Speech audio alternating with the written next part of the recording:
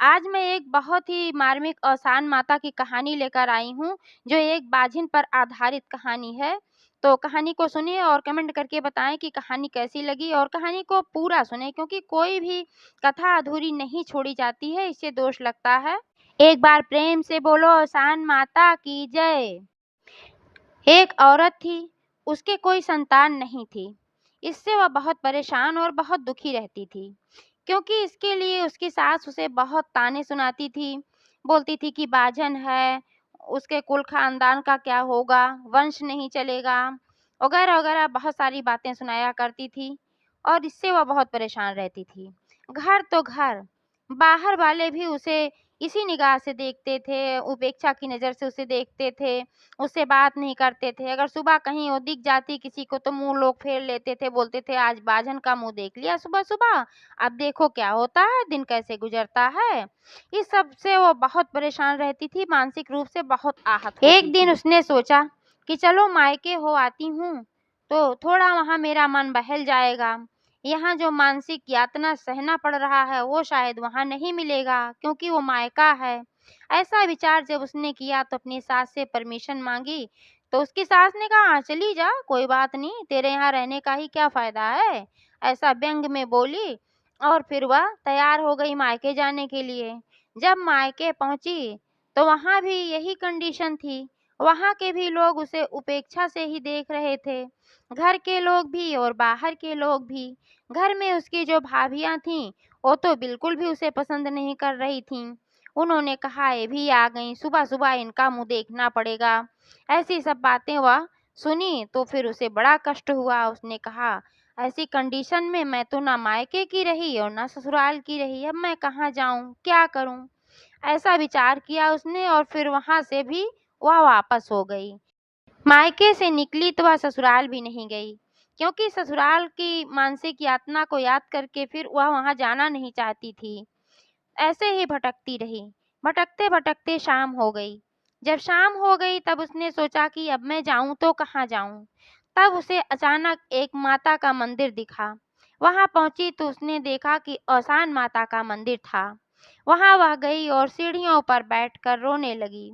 थोड़ी देर वहाँ पर बैठी रही, फिर मंदिर में गई और माता से प्रार्थना करके बोली, हे माता, मुझे किस अपराध का दंड मिल रहा है? मैंने ऐसे कौन से पाप कर्म किए थे जो मुझे इस तरीके की सजा मिल रही है। उसने औसान माता से अपना दुख दर्द कहा और वापस मंदिर की सीढ़ियों पर आकर वहीं पर लेट गई। जब लेट गई तो दिन भर की थकी हुई थी तो उसे नींद आ गई। जब उसे नींद आई तो सपने में बूढ़ी माई आई। वह बूढ़ी माई कोई और नहीं औसान माता थी। उन्होंने कहा देख बेटी, तेरी किस्मत में तो संतान सुख लिखा ही नहीं है, तो मैं कैसे तुझे संतान दे सकती हूँ। तुझ पर मुझे बहुत दया आ रही है पर मैं नहीं दे सकती, क्योंकि ब्रह्मा का लिखा मैं भी नहीं टाल सकती हूँ। सिर्फ थोड़े समय के लिए तेरे भाग्य में संतान सुख लिखा है। तब उसने कहा कि कितने दिनों के लिए माता? तब माता ने कहा सिर्फ 18 साल। अगर मैं तुझे संतान देती हूँ तो 18 साल के बाद फिर मैं वापस बुला लूंगी। तब वह बड़े सोच में पड़ गई। उसने सोचा जब 18 साल के बाद माता बुलाएंगी तब मुझे बहुत कष्ट होगा, मैं क्या करूं? लेकिन फिर उसने सोचा कि अभी के लिए तो ठीक है, लोग मुझे बाजिन बुलाते हैं, उपेक्षा से देखते हैं, ताने देते हैं, तो एक बार कम से कम औलाद हो जाएगी तो लोग ये सब करना बंद कर देंगे। 18 साल बहुत दिन होता है, तब की कौन देखा है, शायद मैं रहूं या मैं ही ना रहूं। ऐसा विचार कर उसने औसान माता से कहा, हे माता, आप मुझे संतान दीजिए, चाहे 18 साल के लिए ही सही, लेकिन आप मुझे संतान दीजिए। और अचानक उसकी आँख खुल गई। जब आँख खुल गई तो उसने देखा वह मंदिर की सीढ़ियों पर है और यह सपना था। लेकिन उसने सपने को सच माना और फिर अपने घर की तरफ चल पड़ी। कुछ ही दिनों बाद उसे पता चला कि वह गर्भवती है और 9 महीने बाद उसे एक सुंदर पुत्र रत्न की प्राप्ति हुई। वह बहुत खुश हुई, खुश भी हुई और 18 साल वाली बात सोचकर दुखी भी हुई, लेकिन उसने इस बात को किसी को नहीं बताया था। ऐसे-ऐसे समय बीतता गया और फिर 18 साल का दिन भी पूरा हो गया। जब 18 साल पूरा होने वाला था तो फिर वह औरत बहुत चिंतित हुई और उसका पति भी बहुत चिंतित हुआ। दोनों पति-पत्नी आपस में बहुत चिंतित हुए क्योंकि उसने अपने पति को ये बात बताई थी। तो कि अब क्या होगा, 18 साल बीतने वाला, औसान माता हमारे लड़के को बुला लेंगी। अब आ गया था तो मोह बढ़ गया था। अब इसलिए बहुत दुखी थी वो लोग कि अगर ऐसा कुछ हुआ तो फिर मैं क्या करूँगी? तो फिर उसने कहा, औरत ने अपने पति से, कि एक काम करिए, इसकी शादी कर दीजिए। कम से कम शादी हो जाएगी तो मैं बहू को तो देख लूँगी। लेकिन उसके पति ने कहा, ऐसा क्या कह रही हो? जब इसको 18 साल बाद माता वापस ले लेंगी तो किसी की लड़की की ज़िंदगी बर्बाद क्यों करें? वह आएगी तो क्या होगा? हमारे सामने विधवा हो जाएगी तो हम लोग उसे कैसे देख पाएँगे?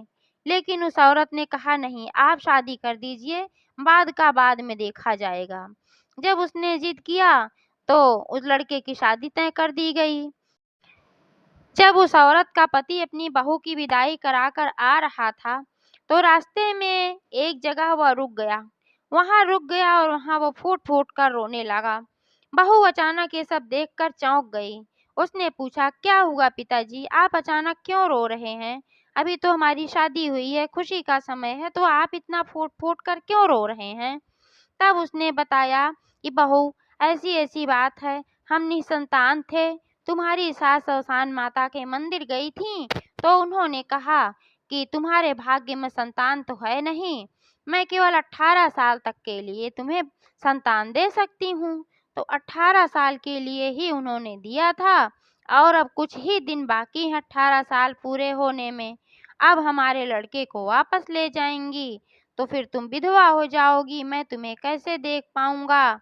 यही सब समस्या है, इसीलिए मैं रो रहा हूँ। तब उसकी बहू ने कहा, नहीं पिताजी, आप चिंता मत कीजिए, मैं ऐसा कुछ भी नहीं होने दूँगी। औसान माता वापस नहीं ले जा सकती हैं, एक बार अगर दे दिया है, तो वापस वो नहीं ले जा सकती हैं, क्योंकि वह सती नारी थी। सती सावित्री ने सत्यवान को वापस लाया था, तो उसी तरीके से उसने भी अपने ससुर को एक भरोसा दिलाया कि वह ऐसा कुछ भी नहीं होने देगी और वह घर आ गई। जब घर आ गई तो उसने अपने ससुर से कुछ सामान मंगवाया। उसने कहा कि कुछ सामान आप ला दीजिए, ये बहुत ज़रूरी है उस दिन के लिए जिस दिन 18 साल के पूरे होंगे, क्योंकि जब माताजी आएँगी लेने तो इन सब सामान की ज़रूरत पड़ेगी। तब उसके ससुर ने कहा, मैं ला देता हूँ तुरंत, घर में किसी चीज़ की कमी नहीं है बहू, मैं जो भी सामान तुम कहोगी ला दूँगा। तो उसने सारा सामान मँगवा लिया जो उसको समझ में आया। जिस दिन 18 साल का समय पूरा हो गया, उस दिन उसने सुबह-सुबह ही एक कलश में जल भरा और उस कलश को मुख्य दरवाजे के पास रख दिया। जब उसने मुख्य दरवाजे के पास रख दिया तो क्या हुआ कि जल बढ़ता ही गया और फिर इतना हो गया कि पूरा घर के सामने नदी बहने लगी। उधर से जब औसान माता ने अपने 2 दूतों को भेजा कि जाओ उस लड़के को ले आओ, क्योंकि अब 18 वर्ष पूरा हो गया है। तब जब दूत आए तो इतनी नदी बह रही थी कि वे इस पार आ ही नहीं पाए और वापस लौट गए। जब वापस लौट गए, माता को बताया कि इतनी बड़ी नदी बह रही थी वहाँ की, हम लोग जा ही नहीं पाए। तब औसान माता ने कहा, 2-4 दूत और भेजी। उन्होंने कहा, जाओ तुम लोग लेके आओ, ये लोग तो बेकार हैं, जा ही नहीं पाए। जब 4 दूत और आए तब उसने मुख्य दरवाजे पर 7 दिए जलाकर रख दिए और ये दिए इतने तेज हो गए, उसके सतीत्व के तेज से इतने तेज हो गए कि दूत आगे बढ़ ही नहीं पा रहे थे। उसमें इतनी तेज लौ निकल रही थी कि वे जल जा रहे थे, तो आगे ही नहीं बढ़ पा रहे थे। फिर वे लोग भी लौट गए और औसान माता को बताया कि ऐसी-ऐसी बात है, हम अंदर नहीं बढ़ पाए। तब औसान माता क्रोधित हुई। उन्होंने कहा, तुम लोग कर क्या रहे हो? एक इंसान को नहीं ला पा रहे हो। फिर 4 दूत उन्होंने और भेजा। जब ये 4 दूत आए तब तक उसने बहुत ही अच्छे-अच्छे पकवान बनाए थे। वो सारे पकवान वहाँ पर दरवाजे के पास रख दिया और ये चारों दूत, इतनी अच्छी खुशबू उसमें से आ रही थी कि ये पकवान खाने में ही लग गए और भूल गए कि मैं क्या करने आया था और पकवान खाकर फिर वापस चले गए। तब औसान माता को बहुत तेज गुस्सा आई। उन्होंने कहा, अब तुम लोग रहने दो, मैं ही जाती हूँ। इस बार स्वयं औसान माता आईं, तब उसने दरवाजा खोला और माता के चरणों में गिर पड़ी। जब वो माता के चरणों में गिर पड़ी तो माता ने कहा, उठ बेटी, सदा सुहागन रहे, अखंड सौभाग्यवती रहे। तब वह उठ खड़ी हुई। उसके बाद फिर कहीं, कहाँ है, बुलाओ उसे, मैं लेने आई हूँ। दूध तो ले नहीं जा पाए, मैं लेने आई हूँ, बुला अपने पति को।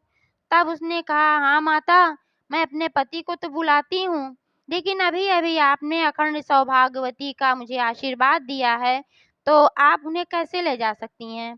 आपका आशीर्वाद झूठा हो जाएगा, तो ऐसा कैसे हो पाएगा? तब माता ने कहा, हाँ, ये बात तो है।